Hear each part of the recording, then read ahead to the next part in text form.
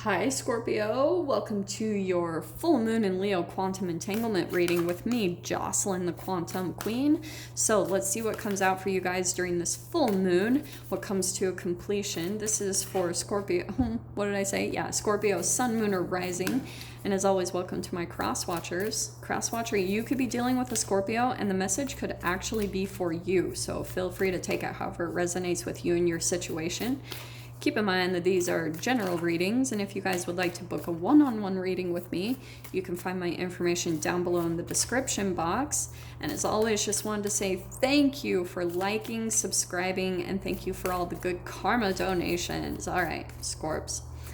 So full moons are about completion, right? Full moon in Leo means that there's an area of your life where you're really going to be having more attention on where you want to shine, where you want to elevate, be more successful. That's going to be coming up a little bit more in your awareness during this entanglement, okay? Now, it's also going to be shining a spotlight on patterns or behaviors that are not leading up to that are not conducive to your success in this area, however that applies to you guys, okay? So let me see what comes out. Scorpio. I know you guys are feeling it though, as far as like you're wanting to make some changes and you're like, like I want the change, and you're trying to find a way to make it happen. So that's what we're gonna get clarification on. Okay, yeah. Well, everyone's messages have actually been kind of similar as far as you have got take time to breathe out. I actually love this. So your dreams need a practical plan.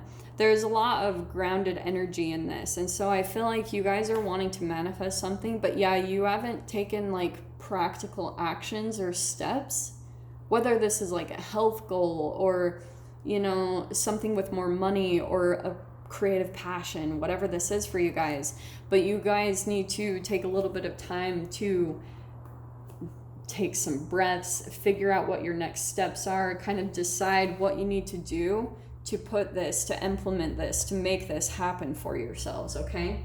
So let's get a little bit more clarification, see what comes out for you. Yeah, I think through this full moon, because you're going to be releasing something, so you're going to be really encouraged to breathe out, you know, like purge, let some energy out of your being, either through breath work, and for some of you, it might be going to actually have like an emotional purge, or I always tell people go sweat, you know, work out, go to a sauna, something like that. Man, the devil is just freaking coming out like crazy today. So yeah, look at this. There's something where you're trying to create stability in your life. Sometimes the Three of Pentacles can be reaching out and getting a coach. So that could be applicable for you guys. It doesn't even have to be a coach like online. It could just be someone that you're watching on social media to try to get a little bit of motivation and inspiration to start building towards your dreams. This is that practical plan, putting it in action, starting to build the foundation of what you're wanting to implement, or where you're wanting to see that success in your life. This is where you're taking the practical steps to create that. So the other thing too, you know, whenever I talk about a coach, it could even just be like, I was realizing, I know this is going to sound ridiculous and really like childish, but when I joined a yoga studio like a few months back, I was realizing that at that time I did need a coach, and my instructor was my coach. And now that I've gotten all this learning, now it's time for me to kind of fly free. Now I do yoga in my own time. I do yoga more like freestyle. And so I don't know why that came out, but that's what I'm kind of trying to shed a light on, is that maybe you guys need something to just kind of get you in the right direction so that you can kind of fly on your own, okay? Because with the Devil card coming out next, there's something about your own shadow, like that that you need someone to help you get going. And so that's why I want to caution you guys, because the Devil is about codependency. So if you're feeling like you're lacking getting the energy up for yourself, then it will show up in another person. It will become a physical manifestation of a person that shows up in your life, and that's going to reflect that for you to see. some part where you're looking for someone else and their strength, that you can kind of go off of that, okay? It's a very empath pattern to do, okay? If some of you guys resonate with being an empath, which probably a lot of you do, then there's something about where you felt disempowered when you were at a certain age of development in your childhood, and it could be based around that narcissistic phase where you either create an allergy to power, you give your power away to other people and think that they have something to provide for you, and then what you'll naturally attract is other people that have an addiction to power, where they want to dominate you or be in control of your decisions in your life.